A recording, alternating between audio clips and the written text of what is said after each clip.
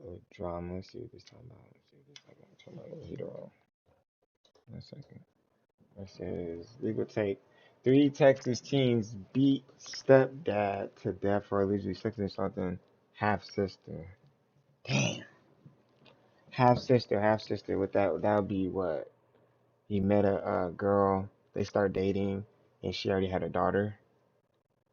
So then, like, they're married by blood. They're like, that's my daughter by marriage. But technically, we're not related. Charged with murder. This is for killing a man that they say police wouldn't do anything about, despite already having warrants for his arrest. Are they cold-blooded killers, or were their actions justified in defense of their little sister? Nope. Jonathan Martin making the case. The reason why they got no defense because they look at it as well Texas laws. I don't know Texas laws. In California, they always look for that beyond of a shadow of a doubt. Basically, that's the rule they're gonna try to use. Like, is there any other way we could have helped that man besides killing him? Was there any other way, or do we had to kill him? Do we have to kill him? Like, that's gonna be the argument. But in Texas, I don't know their laws. If you ask me, if this checks out, then yeah, they did the right thing in my opinion. They shouldn't get nothing but like probably like 3 years, be out in like 16 months, something like that, something small. With attorney Charles Adams. Capital murder because Quintanilla was kidnapped, right? Capital murder, that's stupid high. I think that's higher than first degree. I think so. I think capital murder is like the like number one like level. I'm gonna check it up later. But capital murder plus kidnapping. Kidnapping itself carries life. Remember that. Kidnapping itself carries life. If you take someone about, I think it's like 15 feet, 30 feet from their, against their will. So if run up in someone's house and get up, and you make me walk up the stairs and go, that's kidnapping. You making me do things against my will. You're forcing me to do something against my will. And you're taking me a certain amount of distance. That's not good, bro. I'm thinking this is one of those things where they like went in there, he was asleep, and just beat on him until he died. I didn't think it sounds like now it sounds like it's premeditated, like I planned on killing him, and that's not good. That's a very hard defense. And now it makes me think about the relationship because it's like, damn, dude, if the stepdad was doing this, like, I bet you the mom is like, fuck, you gotta listen to your kids, man. Like, kids will tell you, mommy, I don't like him, or daddy, I don't like him, or I don't like her. You know what I mean? Like, the kids, especially when they're young, like 7 years old, 8 years old, they're gonna tell you, honestly, truthfully, because they don't know no better. They don't know right from wrong. They're still a kid. They don't know no better. They don't know that that's offensive. So they say what they say. And it's crazy. Right when he was taken um, in the back of the F-150 and dropped off somewhere else. The story of two teen brothers in South Texas arrested for beating their stepfather to death for allegedly sexually abusing their half-sister has a lot of people talking. They were apparently so... This nigga look like he high off everything. Sir, weed. Like, my nigga's just on like shit. Like, fuck. He look, I ain't trying to be like biased and be like, place judgment on people. I'm just saying. He looked like he came up with the idea. Of people talking. They were apparently so enraged at their stepfather, Gabriel Quintanilla, they, along with their friend, confronted him at a home, beat him before attacking him 2 more times at another location, reportedly with brass knuckles, then dumping his body in a field where he was found dead. Clearly a crime, but was it justified? As in, if you are the defense attorney, I think it's not, well, I'm not trying to be a hater. I don't want people to hate on me and be like, oh, this messed up. It is messed up. but we don't know exactly what happened. You know, I'm a fair person. I go off of paperwork, chat.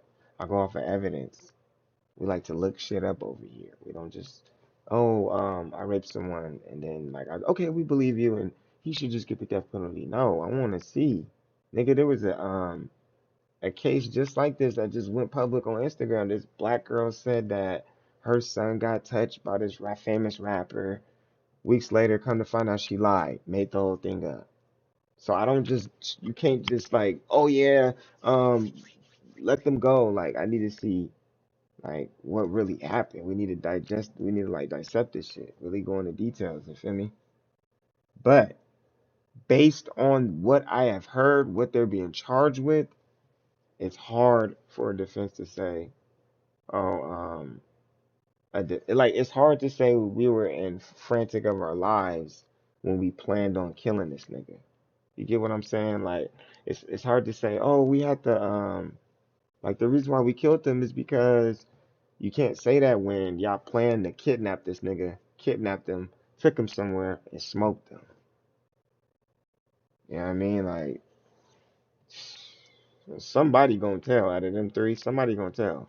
So The situation, what you're arguing is that there are these mitigating circumstances. The rape of their very young, small child, little sister by their evil stepfather. Quintanilla man, did have a warrant out stepdads. for continual sexual abuse of another child. Ooh, that's deep. Oh, her son was the one that lied. Oh, okay, okay, okay. My bad, my bad, my bad. That's deep. Dude is already pinpoint with previous charges of some shit. He had a warrant out for already doing some shit like this. So now the tables are starting to turn into the boys' favor because now the defense can bring that up. Just like the public just did, the defense gonna use that. So now it's starting to, you know, look good. I asked attorney Charles Adams if that Yeah, they got a black attorney. What's that? See? Black and brown. Come on now. history could help a defense. Well, certainly it bolsters the perception that Oh they no no no. were that He the attorney. My bad, my bad. Don't slap me. Don't slap me. Don't slap me. he was rightfully accused, right? Because it was a different victim. So now you have two young children claiming that they were sexually assaulted by this man, right? And if these two brothers and the friend were aware, I think it provides a rationale, a justification that a lot of people can understand. But the teens are facing serious charges, including murder and aggravated assault with a deadly weapon. While Mm. some might understand their motivation, others argue killing someone in a situation See? like this is never okay. See? But what might a jury say? See? See? I said that in the beginning. It's hard because it's like, do we really have to kill him though? Type shit. A life is so precious, bruh. You only get one life. Everything around you is replaceable except for your life. It's like, that's the only hard part. Is the jury's gonna be like, yeah, they're guilty. But I don't think they should wash him. They shouldn't wash him. Meaning, like, they shouldn't get life for this. Charles says while a long shot, a jury nullification argument might be the best option for a defense. Where you as a lawyer look at the jury and say, hey, we understand that this meets the elements, but we're asking you to find them not guilty anyway. Because no one, That's true. I don't think there's anyone in America You know that what they're can't. gonna do with these kids? Is what they're gonna do. They're gonna go to trial. The DA is gonna make them look as bad as they can. Hopefully, none of them got a juvenile record or anything like that, because they're gonna try to make them look hella bad. Like, even though they're kids, they're gonna make them look bad. But the defense may have those kids testify, meaning they're gonna get on the stand and talk about the dude, and they could cry and get into emotions, and the jury gonna be like, "Oh." You gotta remember, guys, court is like, who could tell the best story? Who could tell the best story? Because none of us was really there, except for the person that's in handcuffs. So everyone else is kind of like going off of what we think. Everyone's speculation, basically.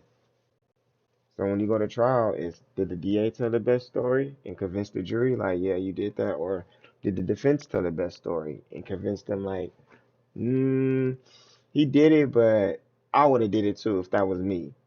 If you can get one jury to say that, hung jury, they beat it. Sympathize with two brothers acting the way they did in response to someone who had violently raped their little sister. See, like the mom tripping too.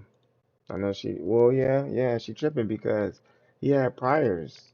So the fact that she still knew that and allowed that in her house around her daughter, come on, man. Daughter probably like scarred for life.